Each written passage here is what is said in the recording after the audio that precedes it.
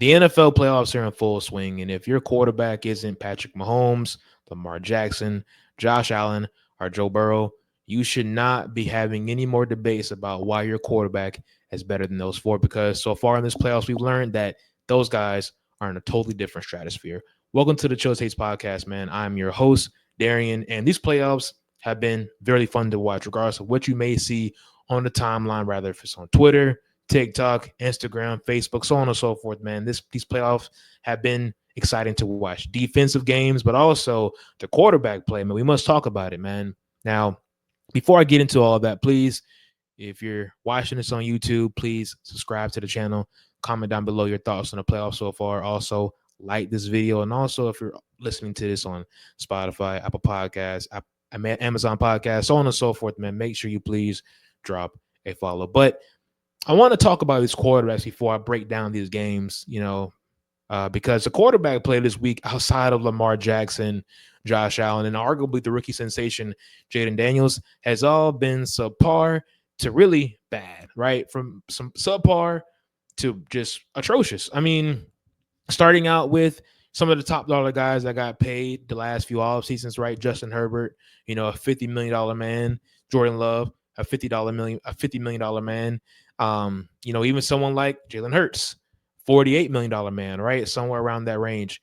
Jalen Hurts played okay, subpar football. He got the W, of course, but his numbers don't really jump out. But I want to emphasize on Herbert and Jordan Love, right? And I'll get into their games separately, but I want to talk about their play because it was so mind-boggling to watch them this wild card weekend, right? I mean, of course, both of these quarterbacks lost, but they lost in the most ugliest of ways. Now, granted, for Herbert, let's talk about him first because he was the first quarterback we saw when we all picked the Chargers to win the Texans game. And of course, hats off to this Texans defense. They play phenomenal football, and I'll get into that in a minute. But Herbert was atrocious. He finished out 14 for 32.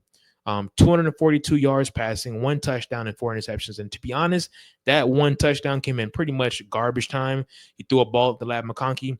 Lad came down with it, and he played exceptional, by the way, and housed it for a touchdown. But he had a QB rating, a passer rating of 40.9. I think they broke down the statistics of his game, and they ranked 214 quarterbacks that have played in the playoffs the last 20 or so years, I want to say. And Herbert ranked 213th. Behind, I want to say, right in front of Brian Hoyer, I want to say something like that, or some Texan quarterback that got in because of the greatness of J.J. Watt and DeAndre Hopkins, during those times. But I mean, it was terrible to watch, right? And this is a guy that of course, had a really great regular season. He is coveted as his top 5 quarterback, and he may still be, right? But to me, he is not, right? I think he is more so around that 10 range. This was a nasty performance, right? He is 0-2 so far in his playoff career. And granted, you have players such as Peyton Manning in league history that hadn't won a playoff game until year 6, something like that, right? And he wasn't really the best playoff performer until he got in the back half or the second half of his career. But for a guy that someone toggles as in comparisons to Lamar Jackson, Josh Allen, Joe Burrow, even Mahomes, right? I mean, this guy doesn't stand, right? And I know he doesn't have the best of receiving cores. But I mean, he played flat out terrible. I mean, yes, I understand Ladd was the leading receiver. He had 197 yards and 9 catches. Phenomenal. Will Dissly was the second leading receiver. Their actual wide receiver that had yards was DJ Chark at 10, right? A fullback by the name of Fisk, he had 15 yards. And of course, Quentin Johnson and the rest of those guys had pretty much nothing to show. And I think Quentin Johnson finished with 0 catches and 0 yards. But it still remains true that, yes, you can acknowledge that the talent is definitely bare minimum offensively for the Chargers receiving core, but Herbert just flat out missed some big time throws.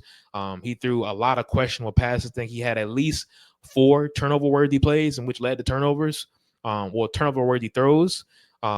He was inaccurate, a lot of high balls, and that's just something we hadn't seen from him this year. But it seems as if once you get in the postseason, once the lights get a bit brighter, his game does not elevate. His game does not go to the next level in those moments. And, bring up 2022, right?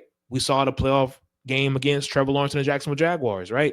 He had a 27-point lead and he blew it, Right? He blew it. He did nothing to outperform Trevor in the Jaguars. His comeback, right? He pretty much laid down. So the rest of the team, and no one talked about it then enough, in my opinion. They blamed it on Brandon Staley. But now that you have a new head coach in Jim Harbaugh, I mean, the things still remain the same. Your quarterback isn't good enough. And I have to talk about this because, a lot of talk goes into quarterbacks such as, most notably Trevor Lawrence and Tua Tagovailoa. And I get that, right? But those are quarterbacks, I would say Trevor, most importantly. This is a guy that we've seen no matter what you think about the kid right now, right? Or the young man.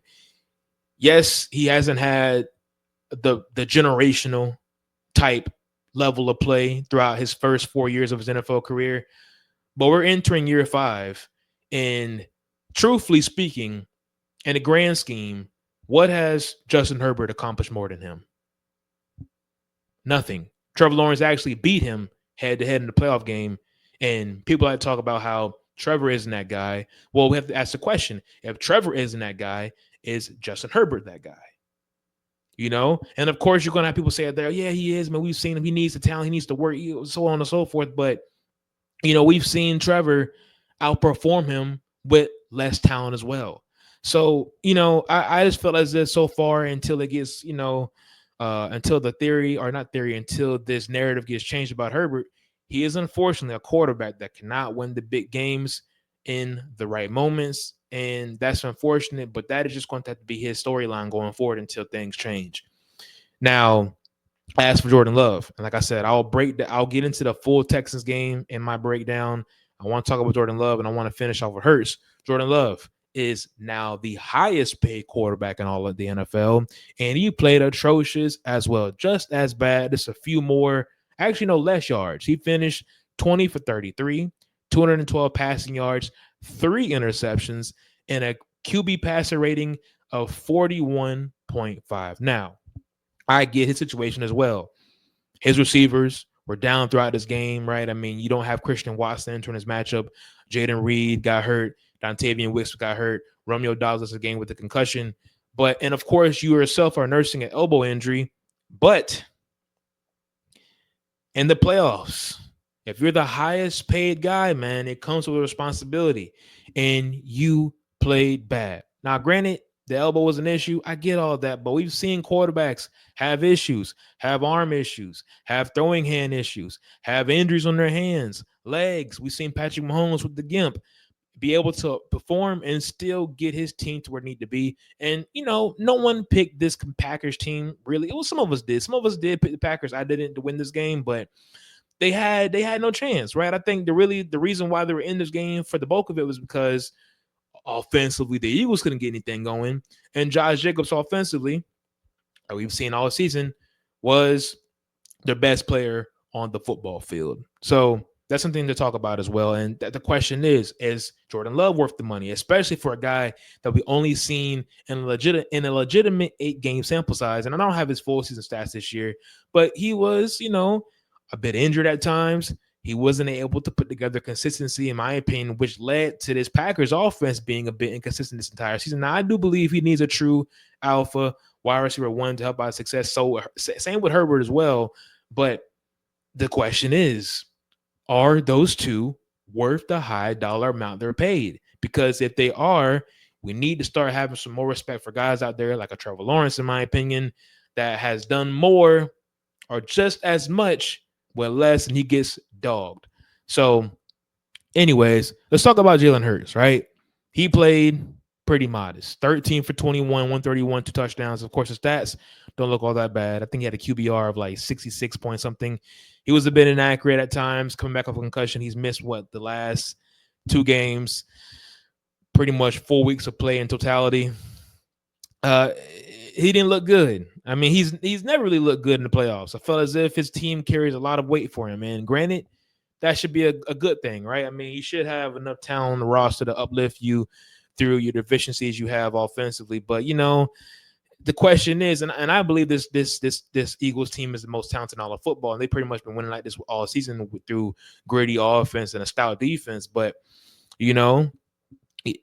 is it going to be enough to get them to the championship game? We'll see. They have to face either the winner out of the Rams and Vikings, and I think that'll be a very tough game for them going forward. But we'll talk about that later in the middle of the week. But the question is, Is Hurts worth the money he's being paid to be a game manager, essentially? I don't know, man. But that's what I'm talking about with these quarterbacks. We gotta have these tempered rankings and talks about certain quarterbacks. You know what I'm saying? Playing like top 5 guys, top 6 guys, or they're better in Burrow or Allen. But in reality, they can't touch those quarterbacks with a 10-foot pole. Truth be told. I mean, we watched the quarterback. The only quarterback to perform well this week, in my opinion, that came out with a victory was Jayden Daniels, and he's a rookie, and he may be in this conversation very soon. Granted, we got to see how he is in year 2 because everyone said the same thing about Stroud in year 1, but this guy Jayden Daniels looks a bit different. I won't lie to you, man. I don't want to discredit. The Jared Goffs is yet. I don't want to discredit Dak Prescott that he can get back to this level here soon too next year with a better team, but yeah, man, the only one that deserves to be in that conversation amongst the top 4 I already mentioned was JD5. So we'll talk about that game at the end of this podcast because that was remarkable. Actually, yeah, we'll talk about that game first because that is fresh on the mind right now because that game just ended less than an hour or a little over an hour ago. I think we're like it's about like 1 o'clock on the dot. Yeah, so that game ended around like 11:30, I want to say, and it was an amazing performance by this Commanders team. I predicted that at the beginning or during my preview.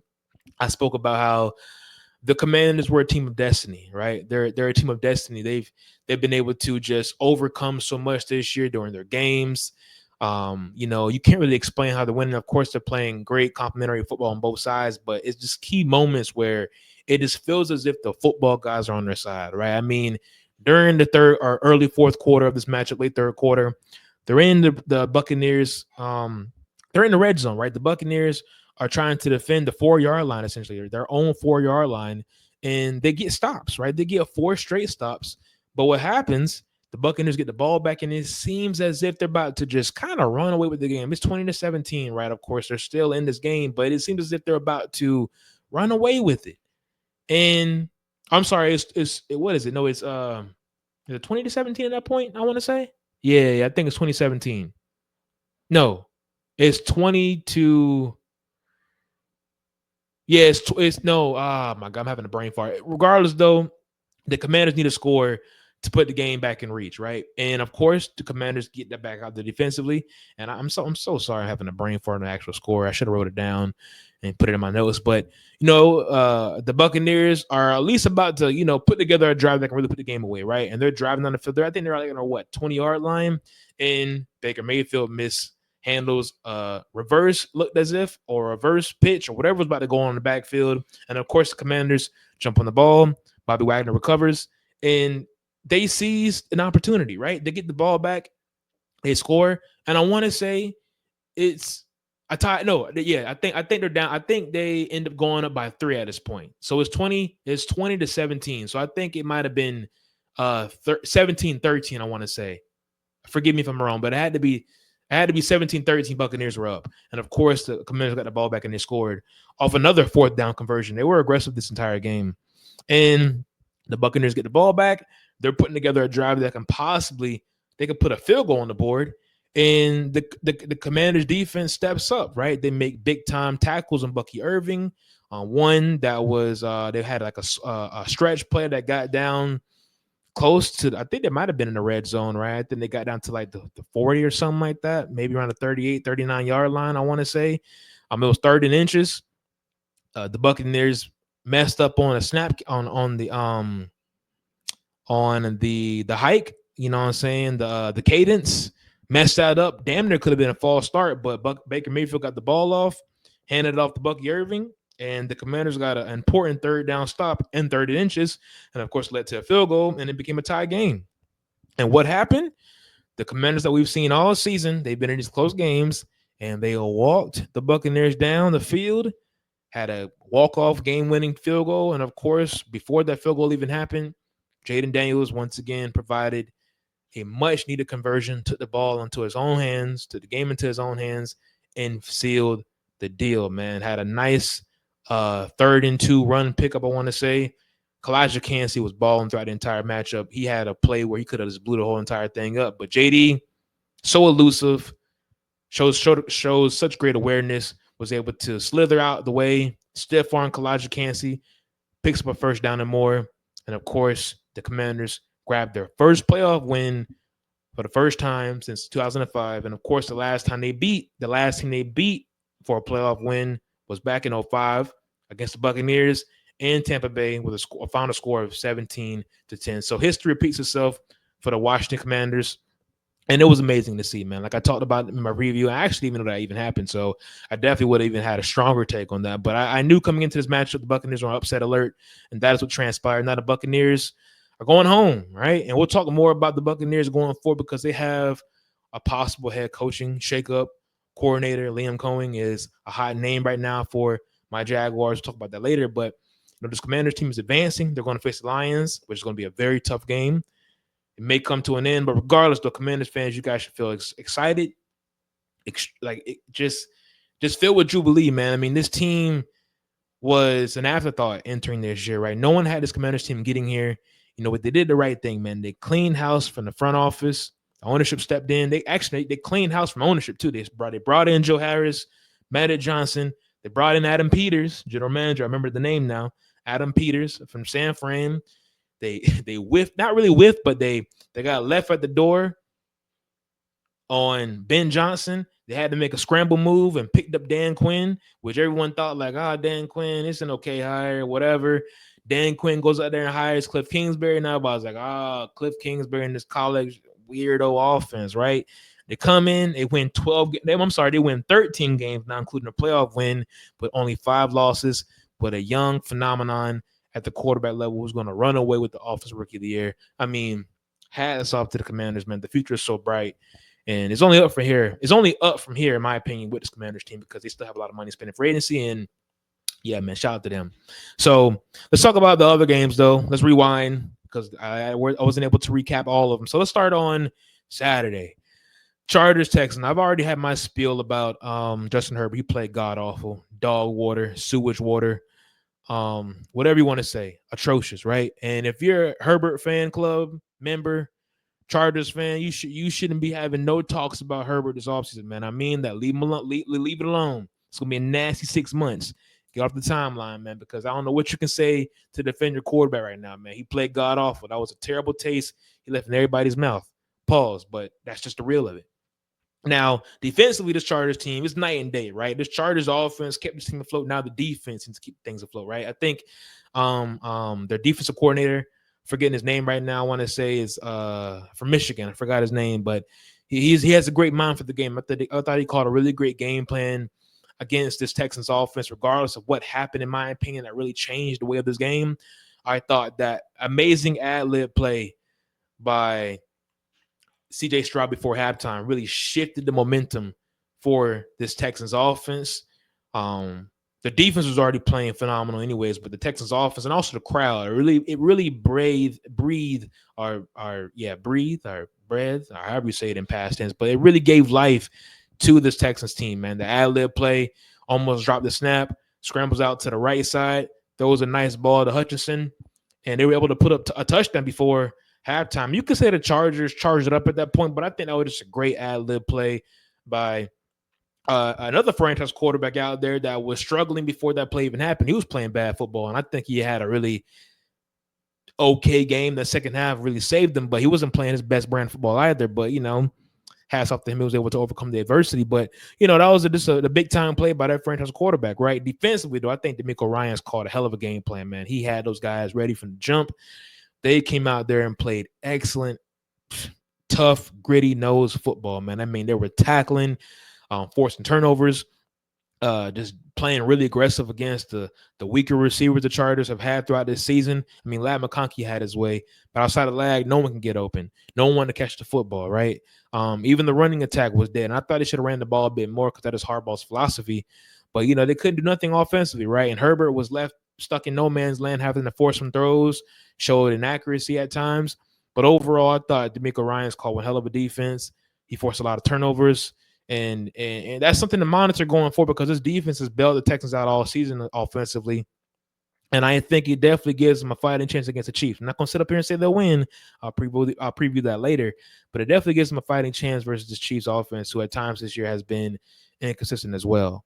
So, yeah, man, that's all my really takeaways on that. Hats off to the Texans. No one picked them to win. I think only 4% of the country had the Texans to win this game. And after the Chargers, back to the drawing board, of course. Now, I mean, it's still a successful year one with Harbaugh, right? Even in this year one retool, rebuild, however you want to say it, they accomplished a lot, right? No one had them get into the playoffs. And, everybody thought that next year was going to be their year. So this offseason, they got to address their offense. They must bring in some more help for Herbert, but also Herbert needs to look himself in the mirror and play better football in the big moment when the time comes. Now, moving on to the Ravens-Steelers game. That was a Saturday night game for a wild card weekend.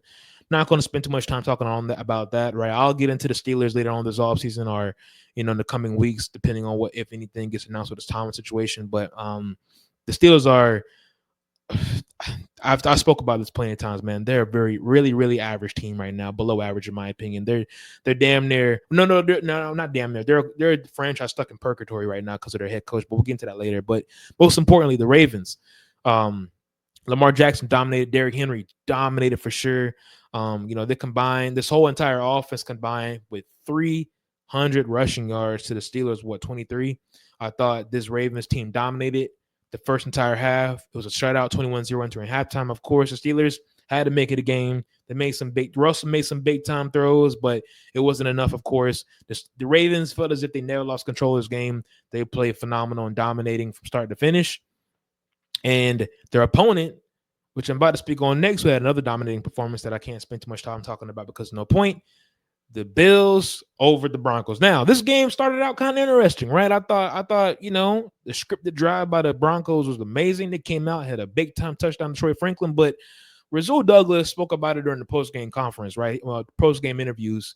He said, you got to have short-term memory, right? I mean, we gave up a big-time play within the first 2 minutes of the game, but hey, there's still 58 minutes left in this ball game. You can't get down on yourself. I mean, he said something I thought was really, really brilliant on his part. He said, I mean, just because you have a moment in your day that could have been 4 minutes of some bad stuff doesn't mean your entire day was bad. And I thought that was amazing to hear, man. That team has a forgetful memory in early moments, right? Because a lot of times when something like that happens to a team, they start looking around and start pressing like, hey, man, oh, hell no, not this again. But now the Bills stepped up. They played great football on both sides. Josh Allen played mistake-free football. He also had arguably the throw of the year, and also Ty Johnson had arguably the catch of the year on a play that was defended by, I want to say, P.J. Locke for the Broncos, their safety. Pretty much Ty Johnson, a running back of all players, was tiptoeing, tight-roping the back of the end zone, stayed in bounds, caught a hell of a pass that could have been deflected or picked off, but Josh Allen, he makes those big-time throws. And Ty Johnson made a big-time catch, man. That was a hell of a play. That was arguably the play of the game. And, of course, they pulled away and they won 31-7. But it was a dominating, great win for the Bills. And, of course, they're going to face the Baltimore Ravens in a rematch from earlier this year, this time in Buffalo, in the divisional round. Like I said, we'll get into that later on this week. Now, moving on to the Sunday games. I already spoke about the Commanders and Buccaneers, but we must talk about – I'm sorry. Of course, I already spoke about the Sunday games. Moving on to the second Sunday game I haven't spoke about yet. Eagles and Packers, right? Excuse me, hold on, I'll take a sip of this water. Eagles and Packers. That game started out kind of hot, right? I mean, it felt as if the Eagles were going to run away with the game. Keyshawn Dixon comes out of the end zone on a, exciting kickoff return to set the Packers up in good field position, and he gets popped, fumbles the ball, and they're already starting off behind the 8 ball, man. You know what I'm saying? And, those 2 minutes, like Rasul Douglas spoke about how you can't let that affect your entire game plan. It felt as if that affected the first 2 quarters, at least, of the offensive game plan for the Packers. Right, and defense. Well, defense kind of tightened up after that, but offensively, they were kind of shell-shocked. It felt as if they had a good scripted drive, and after that fumble, everything was just off track and off balance. But, it felt as if the Eagles were going to have that big-time offensive performance, right? Saquon Barkley started out with 2 big-time runs. Jalen Hurts had all day to throw, found Isaiah, John, what's his name, Dotson? Is John Dotson? Joshua Dotson? Why am I having a brain fart on his name? He found Dotson in the back of the end zone. Jahan Dotson, I'm sorry. He found Jahan Dotson in the back of the end zone with all day to throw. And it felt as if the Eagles were going to just pack this Packers team up. Well, unfortunately, the game had to continue to get played. The Packers offense was really, no, I'm sorry, the Eagles offense was really hard to watch. I felt as if Hurts was extremely inaccurate. And I spoke about that already, but I felt like Kellen Moore had zero feel to the game plan. The game plan was just ugly. I felt as if the receivers weren't getting involved enough, in my opinion. I mean, AJ Brown finished only like 10 yards. You had this man reading motivational scripts and pages on the sideline and whatnot. More power to him, but y'all know how he feels about when he doesn't get the ball. He seems to be a bit more calm, but it can get weird on that end. And I felt as if it could have been the absence of uh uh Jalen Hurts these last few weeks or so, but he has to play better football for them to get to where they need to be. And Kellen Moore, in my opinion, has to call a better game. I thought at times that, the Packers are loading up to stop Saquon Barkley, but I felt as if Saquon Barkley was still having his way. This offensive line was still pushing and leaning on this Packers defensive line, right? And when they did get the ball to their playmakers, like a Dallas Goedert, he made a big time play, right? He stiff armed the Packers cornerback or defensive back Valentine all the way to the end zone and made a big time play, and it was a touchdown. So, I felt as if Jalen Hurts and Kellen Moore need to be better, and I think they will be going forward. But yeah, it was definitely an underwhelming performance offensively for them. But the defense made big time plays. And the Kobe Dean, hopefully he's not out too long. It was kind of tough to see him go down with the injury, but hopefully he's okay. Zach Bond played phenomenal. Quinyon Mitchell had his first career interception. I called at the beginning of the game with my friends. I was like, "Yeah, Jordan Love, he's throwing the ball all over the place, looking really inaccurate. He's going to give Quinyon one. He definitely did. Of course, it was kind of like a Hail Mary throw, make a play on the ball, but Quinyon came down with it. Big time play by him. Darius Slay caught one, and so did Zach Bond. Zach Bond, all pro Zach Bond. So the defense played phenomenal for Philly. They're going to have a big test, especially if they have to face the Vikings. If the Vikings win against this Rams team on Monday when this podcast drops. But, overall, man, great games. I don't care what the timeline might say, man. Everyone's saying, oh, this was a boring wild card weekend, man. I saw some great defense get played. The only boring game, in my opinion, was that Steelers and Ravens game. That was the only game I had on that I kind of had on like background music while I kind of handled anything else around my crib. But everything else was really fun and entertaining to watch. I love defense, man. I love running the football.